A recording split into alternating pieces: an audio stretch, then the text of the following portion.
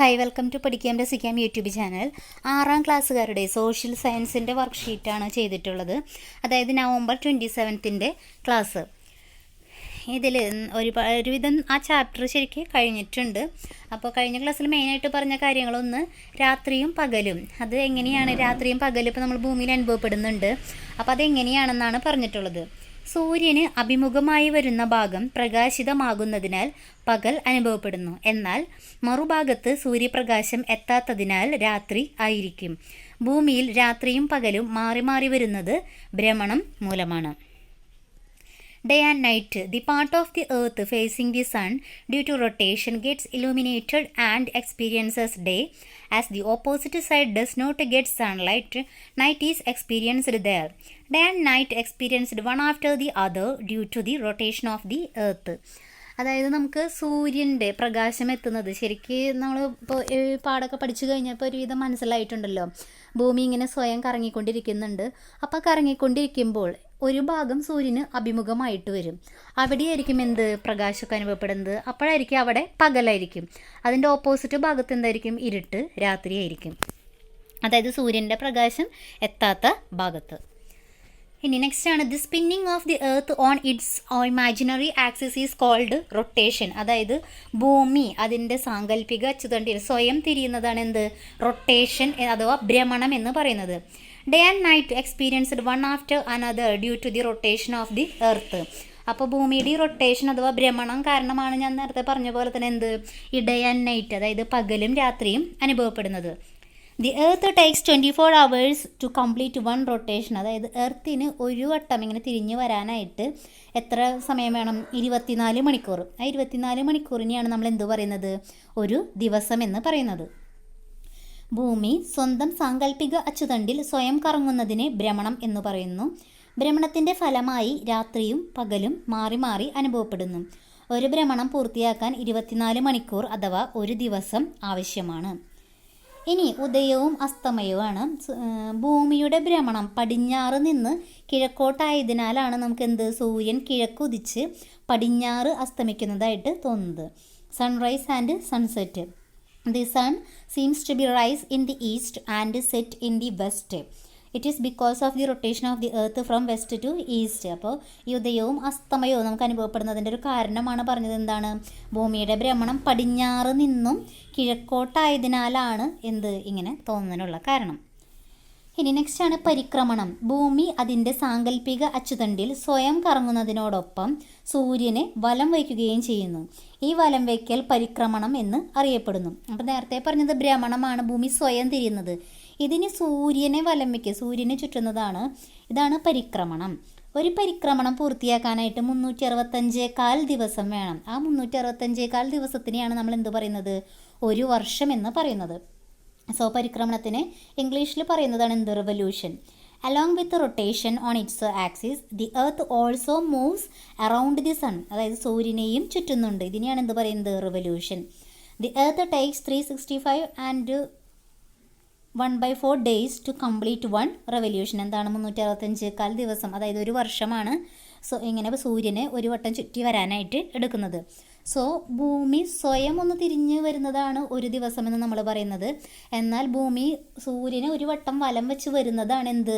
ഒരു വർഷം എന്ന് പറയുന്നത്.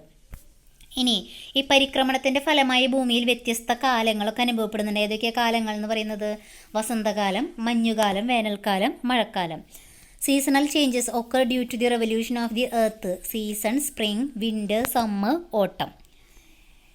ഇനി ഇതൊരു വർക്ക്ഷീറ്റാണ്. ഇപ്പോൾ ഇത് നേരത്തെ പറഞ്ഞതിനുള്ളൊരു എക്സാമ്പിളാണ് നമുക്ക് മനസ്സിലായി. ഇത് in the above picture colour the face of the earth experiencing day with yellow crayon and face of the earth experiencing night with black crayon. അതിൽ പറയുന്നത് രാത്രിയും പകലും അനുഭവപ്പെടുന്നതിനനുസരിച്ച്, അതായത് പകൽ അനുഭവപ്പെടുന്ന ഭാഗത്ത് നമ്മൾ എന്ത് ചെയ്യണം? യെല്ലോ ക്രയോൺ ഉപയോഗിച്ചിട്ടും രാത്രി അനുഭവപ്പെടുന്ന ഭാഗത്ത് ബ്ലാക്ക് ക്രയോൺ യൂസ് ചെയ്തിട്ടും ഷെയ്ഡ് ചെയ്യാനാണ് പറഞ്ഞിട്ടുള്ളത്. അപ്പോൾ ഇതിപ്പോൾ ഇവിടെ സൂര്യപ്രകാശം അല്ലേ, ഈ ഭാഗത്ത് ഇങ്ങനെ സൂര്യപ്രകാശം വന്നിട്ടുണ്ട്. സോ ഈ പോർഷനിലായിരിക്കും എന്ത് വരുന്നത്? പകൽ വരുന്നത്. കാരണം സൂര്യപ്രകാശം ഇവിടെ നിന്നാണല്ലോ വരുന്നത്. അതിൻ്റെ ഓപ്പോസിറ്റ് സൈഡ് ഇവിടെ എന്തായിട്ട് വരും?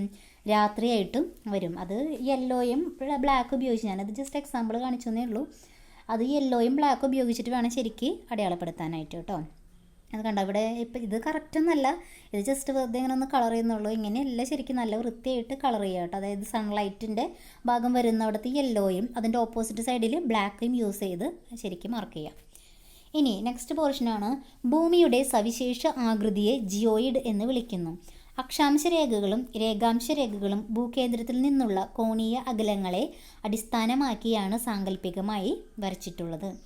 ഭൂമിയിൽ അക്ഷാംശ രേഖാംശ രേഖകളെ ഉപയോഗപ്പെടുത്തിയാണ് സ്ഥാനനിർണയം നടത്തുന്നത്. ഭ്രമണത്തിൻ്റെ ഫലമായി ദിനരാത്രങ്ങളും പരിക്രമണത്തിൻ്റെ ഫലമായി ഋതുക്കളും ഉണ്ടാകുന്നു. The unique shape of the earth is called geoid. The latitudes and longitudes are imaginary lines drawn based on the angular distances from the center of the earth. The locations on the earth are determined based on the lines of latitudes and longitudes. Day and night are caused by the rotation and the seasons are caused by the revolution of the earth. അപ്പോൾ ഇത്ര നാൾ പറഞ്ഞ ക്ലാസ്സിൻ്റെ ഒരു സമ്മറിയാണ് ഇന്നത്തെ കഴിഞ്ഞതിൽ തന്നതിൽ. ഇനി വർക്ക്ഷീറ്റുകളാണ്. ഭൂമിയുടെ ആകൃതിയുടെ പേരെന്ത്, ആകൃതിയുടെ സവിശേഷത വ്യക്തമാക്കുക. അത് ജിയോയിഡ് എന്നാണ് നമ്മൾ ആകൃതിനെ പറയുന്നത്. പിന്നെ അതിൻ്റെ സവിശേഷതയൊക്കെ ആ ടെക്സ്റ്റിലുള്ളത് തന്നെയാണ്. എന്താണ്? ധ്രുവങ്ങൾ അല്പം പരന്നതും മധ്യഭാഗം ചെറുതായി വീർത്തതുമായ ഗോളാകൃതിയെ ജിയോയിഡ് എന്ന് വിളിക്കുന്നു. ജിയോയിഡ് എന്ന പദത്തിൻ്റെ അർത്ഥം ഭൂമിയുടെ ആകൃതി എന്നാണ്. ഇതൊക്കെ ഫസ്റ്റത്തെ ക്ലാസ്സിൽ പറഞ്ഞിട്ടുണ്ടായത് തന്നെയാണ്. Name the unique shape of the earth, explain the characteristic feature of this shape. Geoid എന്നാണ് ഷേപ്പിൻ്റെ പേര്. The spherical shape of the earth which is slightly flattened at the Paul's and bulged at the equator is known as geoid. Geoid means earth shaped. ഇനി ഭ്രമണവും പരിക്രമണവും ഭൂമിയിൽ വ്യത്യസ്ത ഫലങ്ങൾ ഉണ്ടാക്കുന്നു. വിശദമാക്കുക.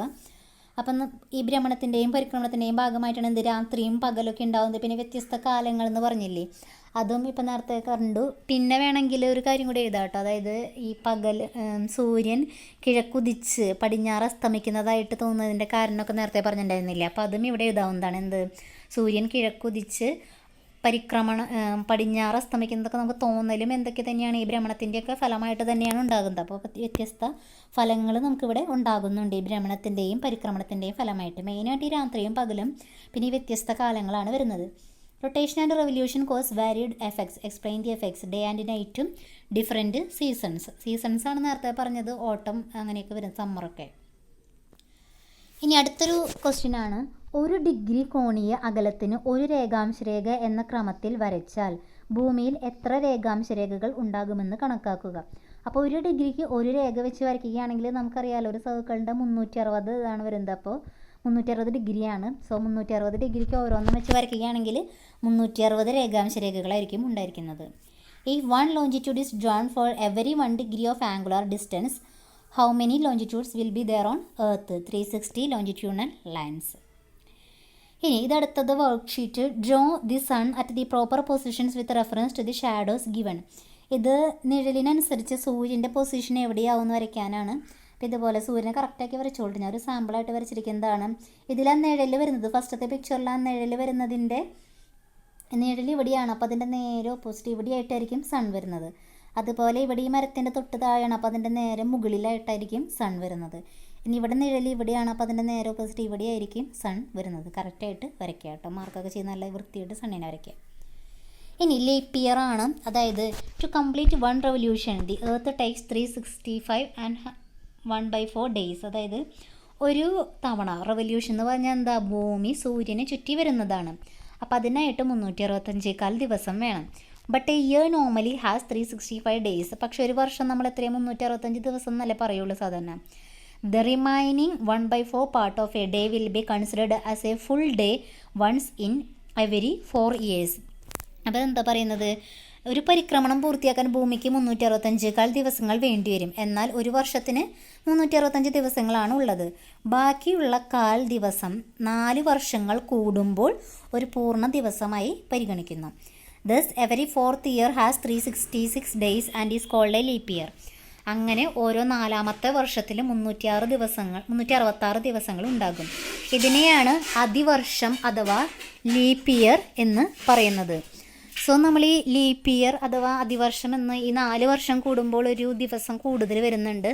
അതിനെയാണ് എന്ത് പറയുന്നത്, ഫെബ്രുവരിയിൽ നമുക്ക് അപ്പോഴാണ് ഈ 29 ഡേയ്സ് അതായത് 29 ദിവസം വരുന്നത്. അത് 4 വർഷം കൂടുമ്പോഴാണല്ലോ ഫെബ്രുവരിയിൽ 29 ദിവസം വരുന്നത്.